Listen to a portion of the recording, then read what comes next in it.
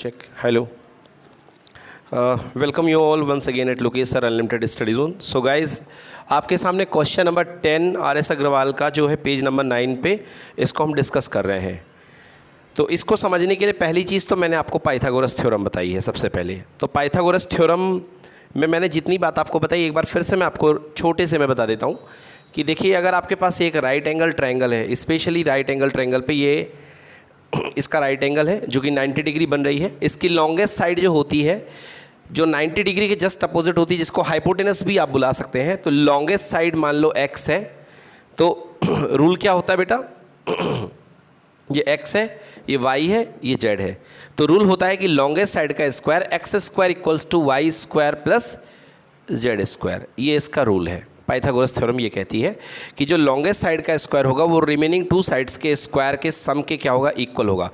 Okay, square of the longest side का square जो होगा बाकी की दो साइड्स के स्क्वायर के सम के इक्वल नहीं, स्क्वायर के इक्वल नहीं, स्क्वायर के सम के इक्वल। दोनों के स्क्वायर करोगे उसके बाद उसको जोड़ोगे, जो आएगा वो उसके इक्वल होगा। बोलो क्लियर हुई इतनी बात। अब एक चीज़ और इसमें आती है भाई, इसमें एक बहुत खतरनाक प्रॉपर्टी लग रही है जो शायद ही किसी क्वेश्चन में लगे, है ना। वो प्रॉपर्टी है बेटा एंगल बाइसेक्टर की प्रॉपर्टी। किसकी प्रॉपर्टी है? Angle bisector. ये देखिए एंगल बाइसेक्टर की प्रॉपर्टी क्या कहती है। सारा कुछ किया धरा इसी एंगल बाइसेक्टर की ही प्रॉपर्टी का है। तो ये एंगल बाइसेक्टर की प्रॉपर्टी क्या कहती है इस पर्टिकुलर क्वेश्चन में। ये देखो बेटा, आपके पास ये कोई मान लो ए बी सी कोई आपके पास ट्रायंगल है, इसका एक एंगल ए है और इस एंगल ए का मैं बाइसेक्ट कर रहा हूँ बेटा। इस एंगल ए को मैं ए से मैं बाइसेक्ट कर रहा हूँ, एंगल को बाइसेक्ट कर रहा हूँ, एंगल ए को बाइसेक्ट कर रहा हूँ। तो बेटा ये मान लो ए एम है। क्या है ये? A M. तो ए एम जो कहलाएगा, this is called angle bisector of angle A. ये जो ए एम है यहाँ पे वो क्या है? एंगल बाइसेक्टर है। किसका एंगल बाइसेक्टर है बेटा? किसका एंगल बाइसेक्टर है ये? एंगल ए का। किसका बाइसेक्टर है? एंगल ए का। अब प्रॉपर्टी ध्यान से सुनो बेटा। अब प्रॉपर्टी ये कहती है कि एंगल बाइसेक्टर होता है सामने वाली साइड्स को एडजेसेंट साइड्स के रेशियो में डिवाइड करता है। क्या ऐसे लिखने के बाद समझ में आएगा। सामने वाले जो दो टुकड़े हैं इसके कौन कौन से हैं? बी एम और कौन सा है? M C. ओके, ये टुकड़े हैं। तो जो रेशियो बनेगा बेटा B M ratio M C, this is equal to adjacent side, मतलब जो चिपकी हुई साइड है उस पॉइंट से, A B ratio A C. A B ratio A C. समझ में आया आपको कि नहीं आया? बेटा देखो मैंने क्या किया, this upon this equal to this by this. मतलब यहाँ पे बी एम था तो बी एम से कनेक्टेड साइड कौन सी थी बेटा? A B. यहाँ पे क्या था? सी एम था तो सी एम से कनेक्टेड साइड कौन सी थी? ए सी। तो बी एम और सी एम या एम सी का रेशियो जो होगा वो ए बी अपॉन ए सी के इक्वल होगा। बोलो समझ में आया कि नहीं आया? ये इंटरनल एंगल बाइसेक्टर या एंगल बाइसेक्टर की प्रॉपर्टी है कि जो सामने वाली साइड है, अपोजिट साइड है, उनको वो इक्वल रेशियो में तोड़ेगा। समझ गए? नहीं समझे? क्लियर हुआ कि नहीं हुआ? यस और नो? चलो अब देखो भाई, इसको हम सॉल्व करते हैं। इसको हम सॉल्व करते हैं। ये अब ये कैसे क्वेश्चन होगा? लीन को समझ में आया? हाँ ठीक है, एंगल बाइसेक्टर प्रॉपर्टी आ गई समझ में ना? हाँ तो देखो भाई ये देखिए, ये ए बी सी है आपके पास में, ट्रायंगल है, ये दिया हुआ है और ट्रायंगल ऐसा दे रखा है, कह रहा कि given A equal to 90 degree, मतलब ए पर 90 डिग्री बन रहा है। तो पहली चीज़ तो ये क्लियर हो गई बेटा कि ए पर ये राइट एंगल है। चलो अच्छी बात है। अब आप यदि यहाँ पर राइट एंगल हो, मतलब राइट एंगल के अपोजिट की साइड ये क्या हो गई? हाइपोटेनस। क्या हो गई भाई साहब? ये हाइपोटेनस। दूसरी क्या बोल रखी है कि ए बी इक्वल टू ए सी, मतलब ये वाली साइड और ये वाली साइड इक्वल है। मतलब अगर ये एक्स है तो ये भी टोटल कितनी है बेटा? एक्स है। अगर ए सी एक्स है तो ए बी भी टोटल कितना है? एक्स है। अब जब दोनों साइड इक्वल हो गई इसका मतलब ये आइसोसेलेस ट्रायंगल है। आइसोसेलेस ट्रायंगल के आमने सामने के इक्वल एंगल क्या होते हैं? इक्वल। तो जितना एंगल बी होगा उतना एंगल क्या होगा?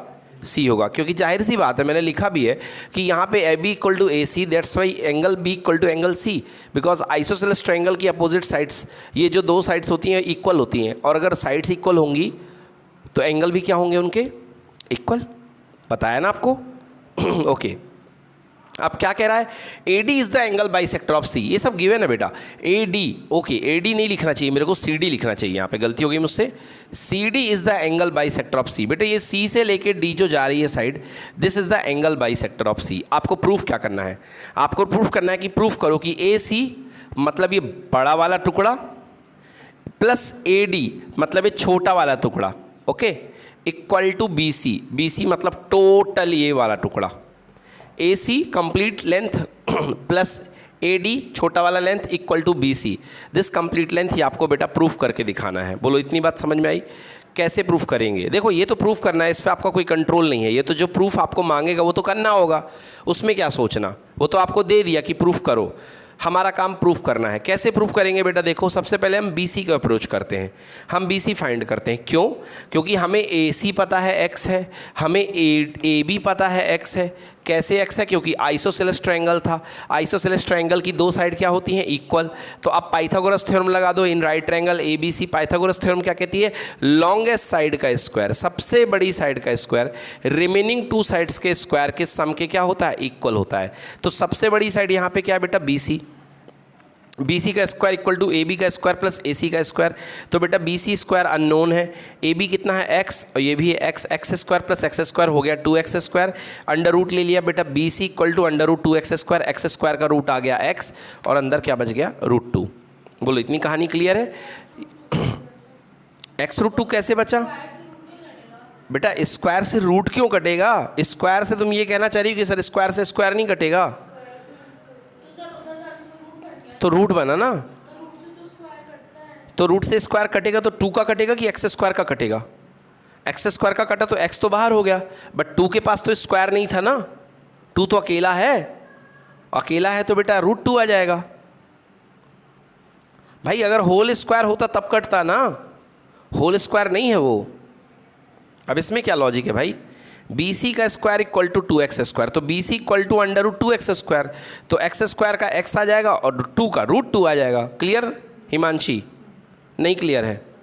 ठीक है, चलो अब देखो बेटा, अब अगली प्रॉपर्टी है, यहाँ तक आने के बाद अगली प्रॉपर्टी लगानी हमको एंगल बाइसेक्टर की प्रॉपर्टी जो मैंने आपको बताई थी।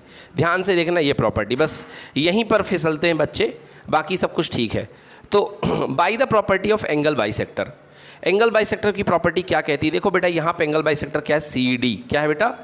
सी डी। अब मैं आपके नज़रों के सामने रेशियो बना रहा हूँ, देखना सी डी का रेशियो बेटा, देखो डी बी या B D upon A D है ना, equal to C B upon C A. क्या मैं सही बोल रहा हूँ? यही मैंने सिखाया ना। देखो बेटा ये एंगल बाइसेक्टर है, तो इधर से ये जिस रेशियो में तोड़ेगा, this upon this equal to ऊपर वाली साइड बटे नीचे वाली साइड, तो या मैंने ऐसे कह लिया दिस अपॉन दिस, ये वाली साइड बटे ये वाली साइड इक्वल टू ये वाला हिस्सा बटे ये वाला हिस्सा। समझ में आया कि नहीं आया?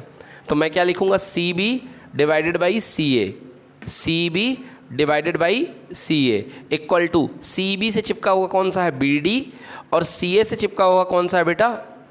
ए डी। तो ये लिखा है मैंने, देखो बेटा C B C A equal to C B से चिपका हुआ हिस्सा इस तरह वाला कौन कर रहा है? बी डी, इधर वाला कौन सा है बेटा? A D. तो ये हो गया ए डी। अब इसकी वैल्यू पुट कर दो बेटा, सी बी की वैल्यू कितनी निकाली मैंने? x√2, तो सी बी की वैल्यू x√2, सी ए की वैल्यू कितनी है बेटा? आपको पता है x, सी ए की वैल्यू हमने क्या लेके रखी है? x लेके रखी है, x equal to B D की वैल्यू कितनी आ गई बेटा? x minus y. कैसे आ गई बी डी की वैल्यू x माइनस वाई? बेटा बी डी देखो कहाँ पे बैठा है, ये बैठा है। आपको पता है कि ये पूरी लेंथ x है और इसके सामने यहाँ से लेके यहाँ तक की पूरी लेंथ कितनी है?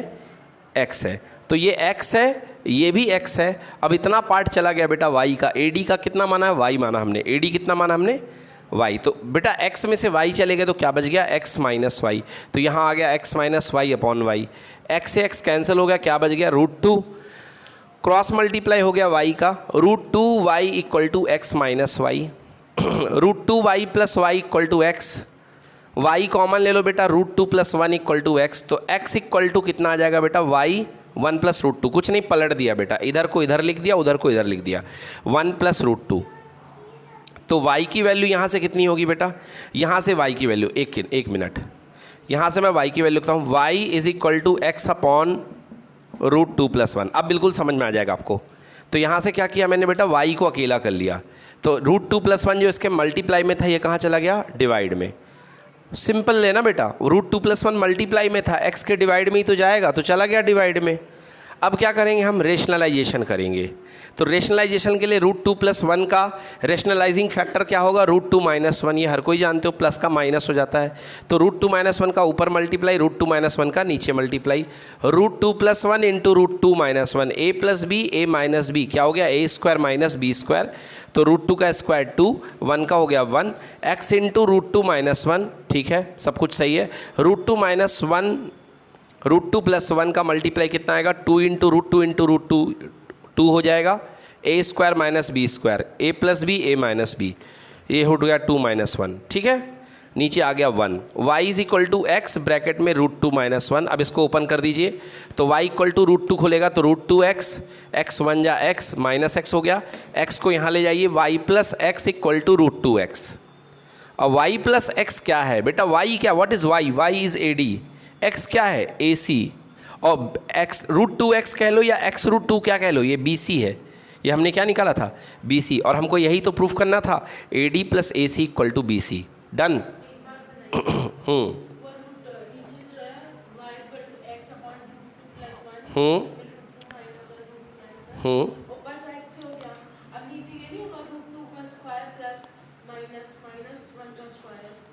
तो तभी तो करके बेटा वही आएगा ना,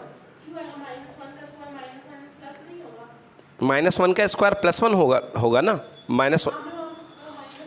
तो बीच में फॉर्मूले में a² - b² तो होता है ना। देखिए लिखिए, रुकिए दे एक सेकेंड। आपने कहा सर रूट 2 + 1 रूट 2 - 1, फॉर्मूला लगेगा a + b a - b = a² - b²।